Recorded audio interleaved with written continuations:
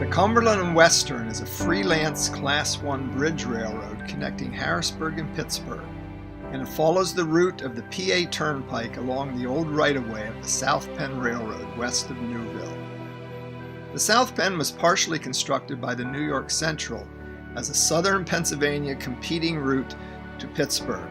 The Pennsylvania Railroad was already operating a central Pennsylvania route to Pittsburgh through Altoona. The New York Central abandoned the project after constructing some right-of-way and boring some tunnels. The PA Turnpike took over these areas and finished them as a highway rather than a railroad. In the Cumberland and Western world, the southern route to Pittsburgh was completed by the New York Central and later became part of Penn Central and then Conrail. While the PRR was in existence, the Cumberland and Western was in direct competition with the PRR's 4-track main line through Altoona. The Cumberland and Western has survived in the midst of railroad giants because of good management, fast freight service, and the excellent business climate since World War II. Pooled power arrangements result in the presence of many foreign units in Cumberland and Western territory. The principal revenue producers for the Cumberland and Western are coal traffic from western Pennsylvania to power plants along the Susquehanna River, and perishables from the south to markets in Pittsburgh. The heavily industrialized area from Harrisburg to Carlisle also provides much general freight traffic. The modeled portion of the line from Harrisburg to Pittsburgh is the area from Camp Hill to Newville, and this section follows the route of the old Cumberland Valley Railroad, later Pennsylvania, Penn Central, and lastly Conrail. Whereas real-life present-day trackage turns south to Hagerstown, Maryland, the Cumberland and Western continues west from Newville to Pittsburgh. No attempt has been made to duplicate actual trackage from Camp Hill to Newville. The era is early Conrail, and many paint schemes from the pre-merger roads, Reading, Lehigh Valley, Erie, Lackawanna, and Penn Central, will be seen on the Cumberland and Western. The track plan for the Cumberland and Western was inspired by the Trans-Rockies Central Railroad on page 76 of John Armstrong's book, 18 Tailor-Made Model Railroad Track Plans. The Camp Hill, Shiremanstown, Mechanicsburg area was freely adapted from Armstrong's plan, while the Carlisle, Newville staging yard area is an original design. The railroad is designed for walk-around control, with backtracking needing only in the area between Shiremanstown and Mechanicsburg. The operator has sufficient time to walk around the peninsula as his train travels between the two towns. As many as 7 operators can be used at one time, including yardmaster, assistant yardmaster / engine service foreman, way freight engineer, 2 mainline engineers, Carlisle switcher engineer, and dispatcher. The track plan you're looking at allows you to see what has been modeled, with some minor changes occurring after construction started. Most of the current industrial track isn't shown on the plan.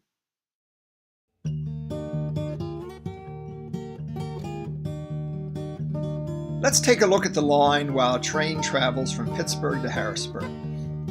The line starts in the 8-track staging yard, which represents both Pittsburgh and Harrisburg, depending on which route is taken on exiting the bathroom. Immediately on leaving the staging yard, the trackage goes through the bathroom.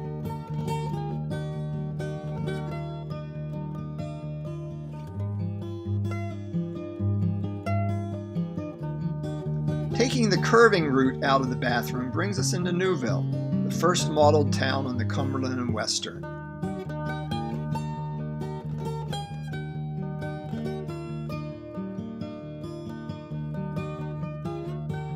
Here is located a modest-sized industrial park.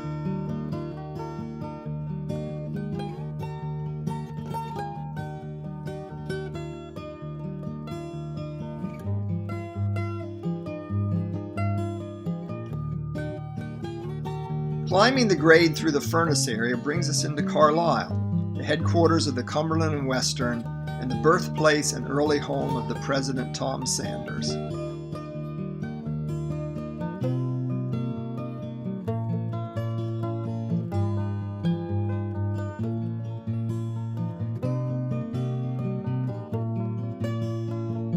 Here are located several industries and a modest intermodal terminal. There is a proposed connection, never built, to Baltimore and Washington in the south, represented by a missing 4-track staging yard above the Pittsburgh-Harrisburg staging yard. Leaving Carlisle, we drift downgrade to Mechanicsburg, mainly used as a passing siding. A long downgrade then leads to Camp Hill.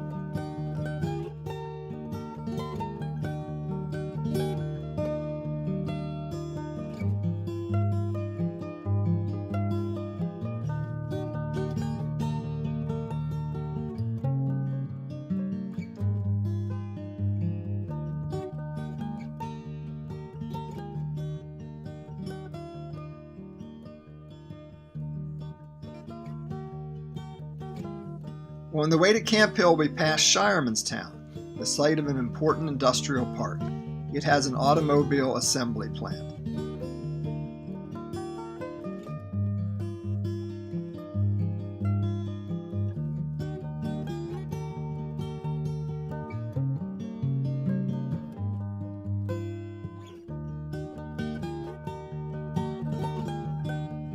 Continuing toward Camp Hill, we pass the engine terminal, and then round the curve into the yard.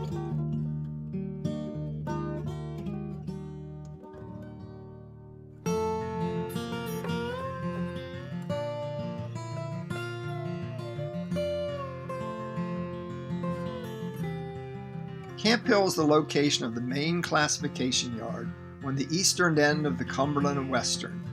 Here there is a track leading to a small staging yard under Shiremanstown. This represents the connection to the Conrail Enola yard and points north.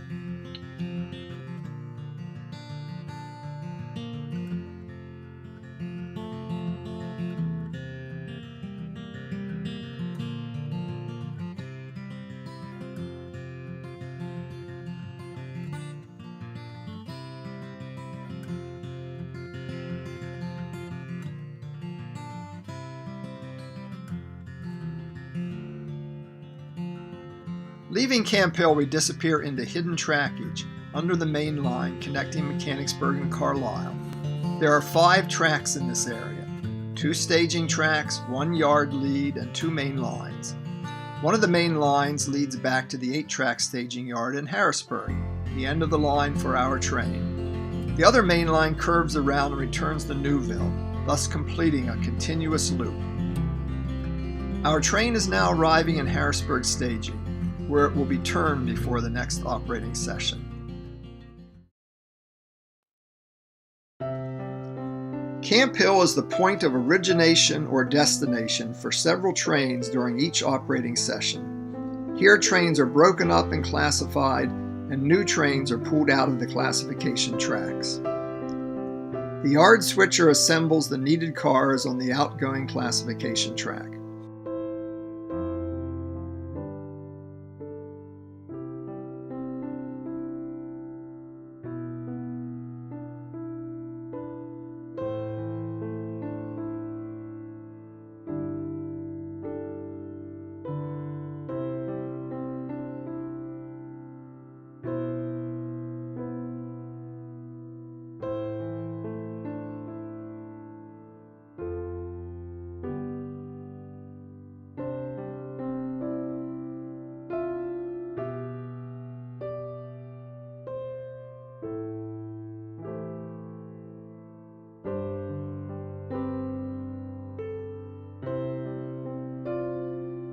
In this case, the finished train will head west, so the caboose is the last car added to the outgoing track.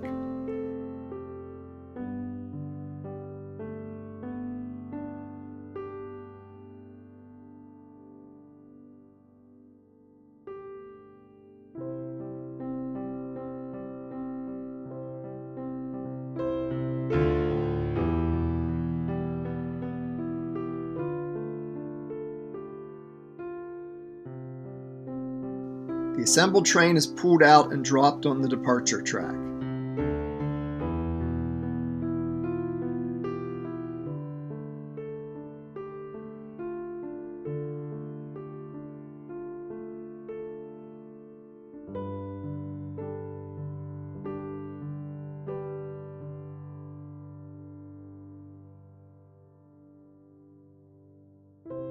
The motive power leaves the engine terminal and couples to its train.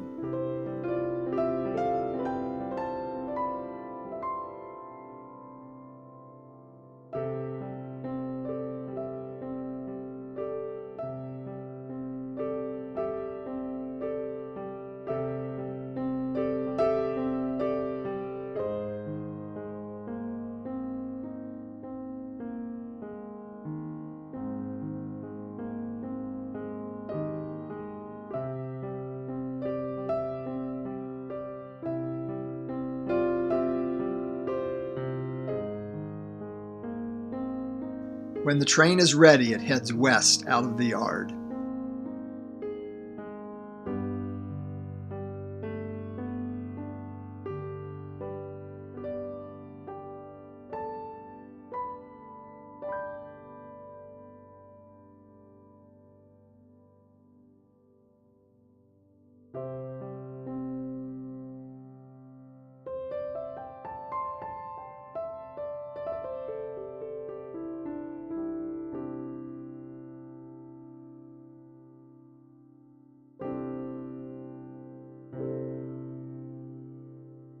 The railroad is supported by L-girder benchwork, a versatile and strong method. The structural member is the L-girder, comprising 1x2 and 1x4 lumber glued together at right angles. It allows for free-form curving sides to the railroad. Joists are screwed into the L-girder from underneath, and then risers and cleats are attached to the joists to support the railroad. All screws are driven from underneath, so they are always accessible, no matter what is built on top. Roadbed is 1/2-inch plywood with 1/2-inch homosote glued to it. Track is Walther's Code 83 Flex track and ready-built turnouts, most number 6. Most individual lengths of rail have feeder wires soldered to them. All curves are laid with easements to improve the appearance of long cars going into the curves. All visible mainline track has 30-inch radius curves. The hidden continuous run connection is 24-inch radius.